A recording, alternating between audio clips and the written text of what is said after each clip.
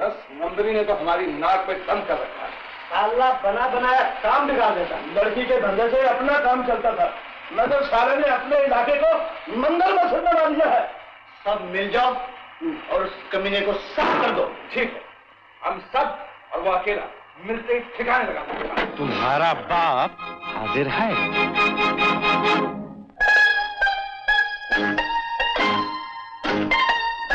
पकड़ लो इसे।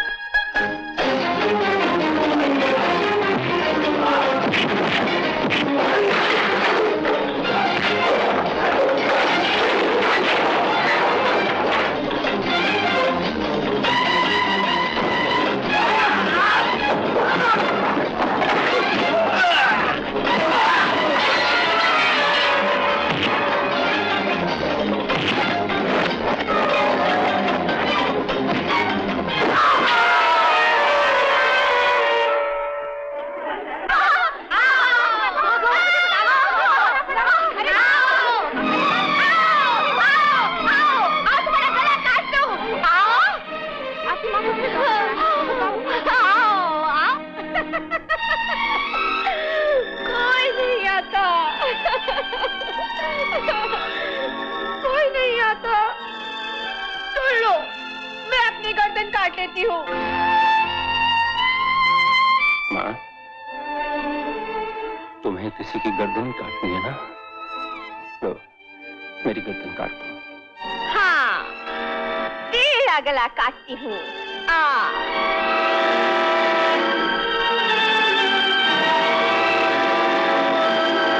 जानते हो अर्जुन, तुम्हारी माताजी की बीमारी का कारण तुम्हारे पिताजी के साथ हुई दुर्घटना है। हाँ। काश उनका पता चल सकता।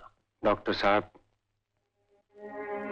मैं तो ये भी नहीं जानता कि वो जिंदा भी हैं कि नहीं, और अगर हैं तो कहाँ हैं, किस हाल में हैं। अब तो सिर्फ इतना याद है कि वो एक पुलिस इंस्पेक्टर थे। हाँ, मैं पुलिस इंस्पेक्टर हूँ, मगर आप लोगों ने मुझे मुजरिम बनाकर कैद कर लिया। मैं कहता हूँ, मेरा विश्वास करो, मेरा विश्वास करो।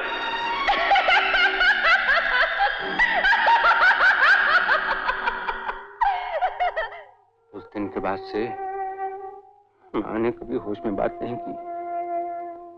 हमसे हमारा सरकारी क्वार्टर छीन लिया गया, घर से बेघर हो गए हम लोग। डॉक्टर साहब, किसी रिश्तेदार ने सहारा नहीं दिया, सर पे हाथ नहीं रखा।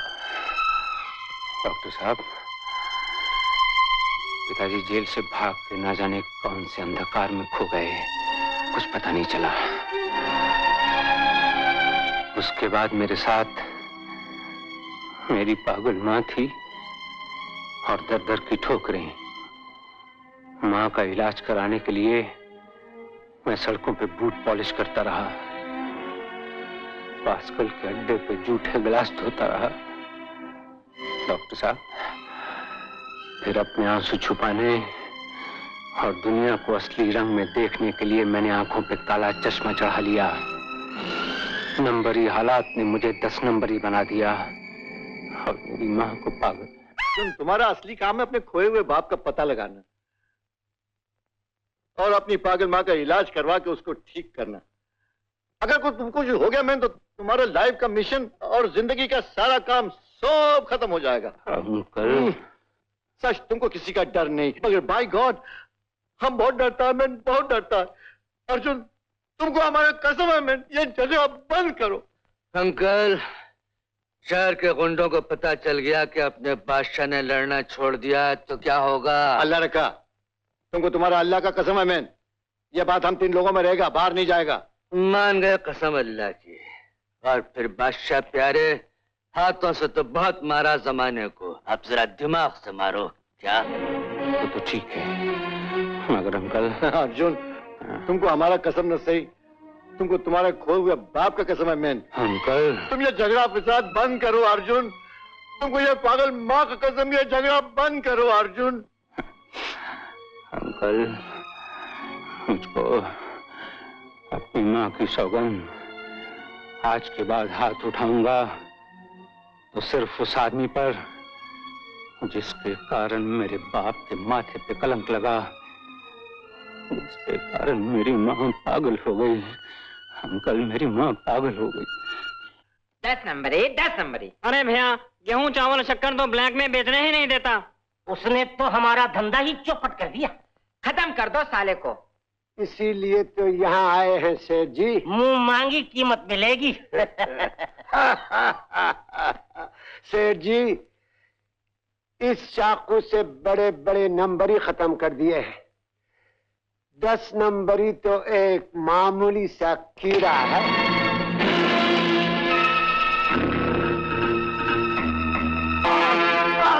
अब मरने से पहले ये सुन लो कि तुम्हारे उस दोस्त के तुम्हारी बीवी के साथ नाजायज ताल्लुकात हैं। नहीं, झूठ, बिल्कुल झूठ। बल्कि उसकी बीवी के साथ मेरे ताल्लुकात हैं। क्या? हाँ हाँ, उसकी बीवी के साथ मेरे नाजायज ताल्लुकात हैं। क्या बकते हो? नहीं, तुम्हारी बीवी के साथ मेरे ताल्लुकात हैं। हाँ, तुम्हारी बीवी के साथ मेरे ताल्लुकात हैं। नहीं, तुम्हारी बीवी के साथ मेरे ताल्लुकात हैं।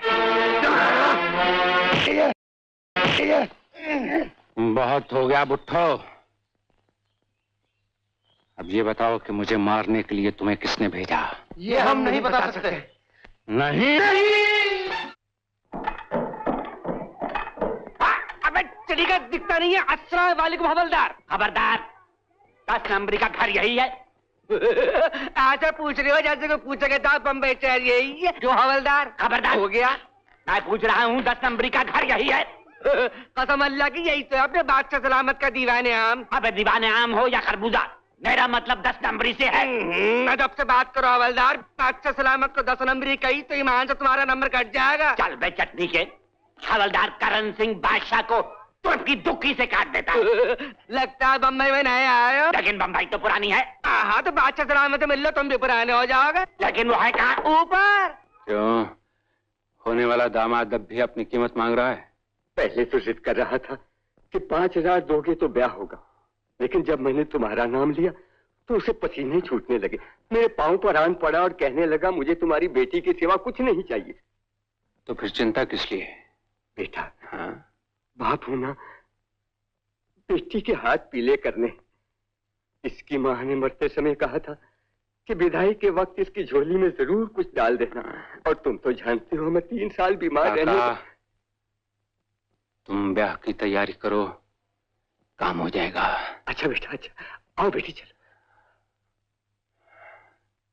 नानक दुखिया सब संसार।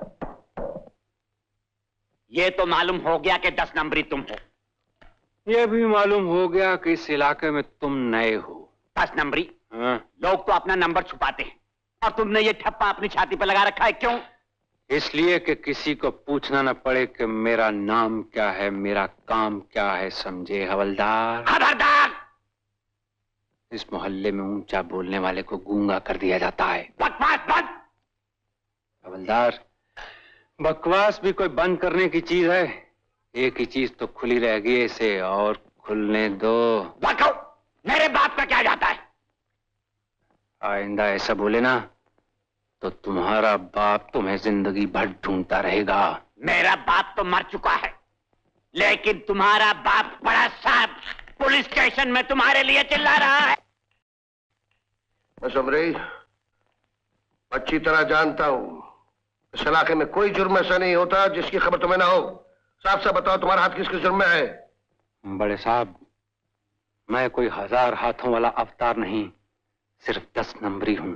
10 नंबरी गौरी सेठ का कत्ल इस इलाके में हुआ है, इसके बारे में तुम अच्छी तरह से जानते हो बच्चा। बड़े साहब, इसी इलाके में पिछले हफ्ते गंगू मोची का कत्ल भी हुआ, लेकिन मुझसे उसके बारे में बिल्कुल नहीं पूछा गया।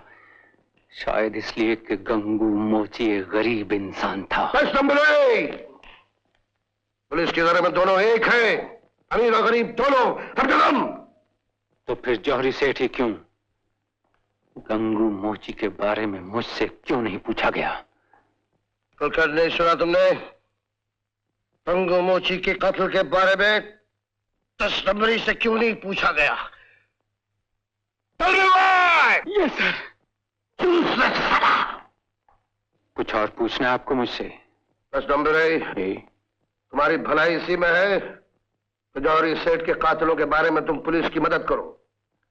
आप जब जब गंगू मोती जैसे गरीबों के बारे में मेरी मदद करेंगे, मैं तब तब जौहरी सेठ जैसों के बारे में आपकी मदद करूंगा। To me go। अबे कहाँ मर गया था धंधे के टाइम? छोड़ा छोड़ो, बर्फ फोड़। पहले तुम उस हफ्ते वाले को बाहर फोड़ के आओ, उसके डर से अनाड़ी ग्राहक वहीं अटके हुए हैं। बराबर टाइम पे आता साला हरामी। वो साला तो चला गया, अब इस इलाके में हमारी ड्यूटी है मिस्टर रास्कल। रास्कल नहीं मैन, पास्कल बोलो, पास्कल। हमारा नाम पास्कल है। हमारा नाम करण सिंह। हाँ, पहले का नाम लक्ष्मण था। ठहरो, इधर आओ। नाम से क्या होता है, काम की बात करो। काम? कैसा काम? रास्कल। पास्कल बोलो मैन। अरे जब तुम भत्ते को पत्ता बोलेगा तो हम पास्कल को रास्कल बोलेगा। भत्ता नहीं समझता? नहीं। हफ्ता हफ्ता। ओ हवलदार, आज का धंधा हमारा बहुत मंदा है मैन। सब यही बोलता है। ये 20 रुपया। रास्कल। चले पास्कल बोलो। जब तुम 20 रुपया देगा तो हम रास्कल बोलेगा, 5-20 देगा तो हम पास्कल बोलेगा, नहीं तो ये तुम्हारा सब धंधा बंद करवा देगा। अच्छा ये लो 100 रुपया। छी। हम हराम के माल को हाथ नहीं लगाता, जेल में डाल दो। Oh I see. Now you are mister Pascal. हवलदार। खबरदार, कौन है बे? क्या हाल है नंबरी सेठ? थोड़ा लेट हो गया होता तो अपना बहुत नुकसान हो गया होता हवलदार। क्यों नंबरी सेठ, तुम्हारा भी पास्कल से कुछ हिसाब खाता है? अपना हिसाब खाता उससे है जो पास्कल से हफ्ता खाता है, समझे? नंबरी सेठ, ये तुम्हारा दरबार आम नहीं है जहाँ तुम्हारा हुक्म चलता हो, समझे? वो पुतला दिखता है। हमसे टक्कर लोगे तो कल तक तुम्हारा भी यही हाल होगा। अर्जुन टक्कर लेगा तो किसी दुर्योधन से टक्कर लेगा, तुम जैसे मामूली हफ्ताबाज से टक्कर लेना तो टक्कर के मुंह पे थूकने वाली बात है हवलदार। तो फैसला हो जाए। किस बात का? दोस्ती के दुश्मनी। तुम क्या चाहते हो? दुश्मनी करके दोनों का नुकसान होगा, दोस्ती करके दोनों का फायदा होगा। तो लाओ मेरे हिस्से के 50 रुपए। वो भी सुन लिया तुमने? तो लो, निकाल लो आधा हिस्सा। हराम के माल को मैं भी हाथ नहीं लगाता। तुम भी? तो चलो फिर किसी तीसरे से बंटवारा हो जाए। नंबरी सेठ, विचार तुम्हारे भी मेरी तरह शुद्ध है। हाँ, बिल्कुल शुद्ध। रिश्वतखोर, भ्रष्टाचार।